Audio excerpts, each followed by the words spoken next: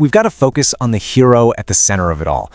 See, Chloe Aubert she isn't just Chloe Aubert. She's not one person. We're dealing with two souls, two distinct personalities living inside a single body. And let me tell you, that duality, it's the key to absolutely everything. So on one side, you've got Chloe, the sweet, kind student that Rimuru knows and feels protective of. But then there's the other one. Lurking inside her is Chronoa, this incredibly powerful, almost cryptic entity who carries the weight of a completely different, much, much darker world. You can think of her as a literal ghost of a future that was never meant to be. And right away, boom, Chronoa drops an absolute bombshell on Rimuru. This quote, this is from the very first time she fully takes over and speaks to him. It is the first solid, undeniable piece of proof we get that she is not from this timeline. She knows a Rimuru that our Rimuru hasn't even become yet. It just completely flips the script. You know, the way this whole story comes out is it's so cool. It's not some clean, linear explanation. Instead, you've got Chloe and Chronoa constantly swapping back and forth, each one giving us another tiny piece of the puzzle. It really is like watching two people desperately trying to piece together a shattered mirror, sharing these broken, fragmented memories of a history that only the two of them remember. Okay, so that brings up the big question, right? What in the world happened in that terrible future Chronoa came from? The details we get are scattered, like little echoes from another time.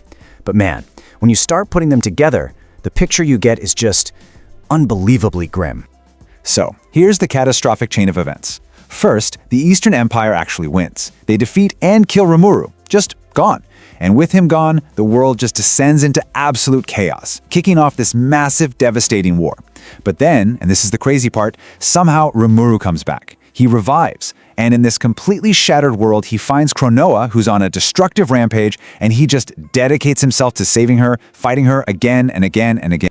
And this leads us to a really, really important point. The Rimuru from that future, he was not the same happy-go-lucky slime we know. He was forged in the fire of absolute loss and desperation. He'd lost his friends, he'd lost Tempest, and when he came back, he was fundamentally changed. He was colder, more ruthless, and way, way more powerful. And listen, this isn't just us guessing. Chronoa says it herself, straight up, no ambiguity. The Rimuru she met back then was stronger than the one standing in front of her now. And that detail, you guys, is so much more than just a simple power level check. It's the critical clue that helps explain how this entire, insane time loop could have even happened in the first place. Which, of course, brings us to the biggest question of them all. Okay, we know what happened in that ruined future. But how? How on earth did Chronoa's spirit manage to travel back through time and end up in the body of her younger self, Chloe? The answer? Well, it lies in a theory that is desperate and, honestly, almost unthinkable. So here's the theory, and it all hinges on this. If that future Rimuru was stronger, it stands to reason his skills evolved too, right? So Great Sage must have evolved into the hyper-intelligent supercomputer we know as Wisdom King Raphael. Now imagine Raphael looking at a world that is utterly broken, beyond repair. It probably calculated trillions of scenarios and found maybe a single, 1 in a trillion long shot. And that plan was to send Chronoa's consciousness, her memories, her very soul, back through time to overwrite the past and hopefully create a brand new future. Look, I know it sounds like a completely insane plan, something out of science fiction. But when you really stop and think about the sheer, mind-boggling predictive power of a skill like Wisdom King Raphael, it kind of shifts from being impossible to just maybe barely plausible. It was the ultimate desperate measure for the most desperate of times, all cooked up by an intelligence that we can't even begin to comprehend. But hey, solving one giant mystery just opens up a whole new set of problems, doesn't it? Now that Rimuru knows about this alternate future, he's also been tipped off to threats he never, ever would have seen coming. The timeline has been changed, sure, but all the major players, they're still on the board. Okay, threat number 1, the giant demon lord Daggrel. Right now, in the present, he's a fellow member of the Octagram, the Demon Lord Club. He seems totally neutral, but Chronoa's memories paint a very different picture. In the future she came from, he turns into a massive enemy, one who attacks from the shadows. The big question is just, why? And this is where things get complicated and honestly, a little bit hilarious. Get this, Daggrel's 3 sons are currently living in Tempest. And who are they training under? Xion, of all people. She even rewards them with her, cooking, which they supposedly cry tears of joy over, and we all know what that means. It's really hard to picture Daggerul starting a war while his kids are being subjected to Xion's hospitality. But it's not all bad news. There's a huge silver lining here. Because Rimuru saved Chloe, he has earned the complete and total trust of another demon lord, Luminos Valentine.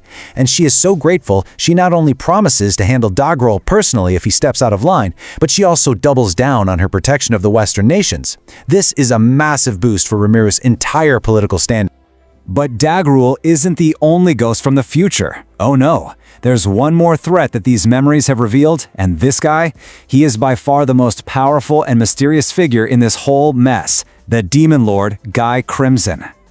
So, just as everyone's talking about Guy, Veldora, in classic Veldora fashion, just casually drops this absolute mind-blowing bombshell. He calls Guy a mediator. And then as an afterthought says, he kind of feels like Guy might have, completely destroyed him a long time ago, but his memory's a bit fuzzy. That one little comment completely rewrites everything we thought we knew about how this world even works. Which leads to the question that Rimuru immediately asks, and honestly the question we're all screaming right now. What the heck is a mediator anyway? Like, we get heroes, we get demon lords, we thought we knew the rules, but mediator? This is a whole new player on the field, a whole new piece on the chessboard. And the answer we get is a total game changer. A mediator, they're not a good guy, they're not a bad guy.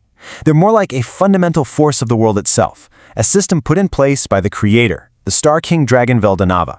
They have one job, and one job only: stop the world from being destroyed. They're the ultimate judge, jury, and executioner. And with that one piece of information, Guy's actions in that dark future suddenly make perfect and terrifying sense.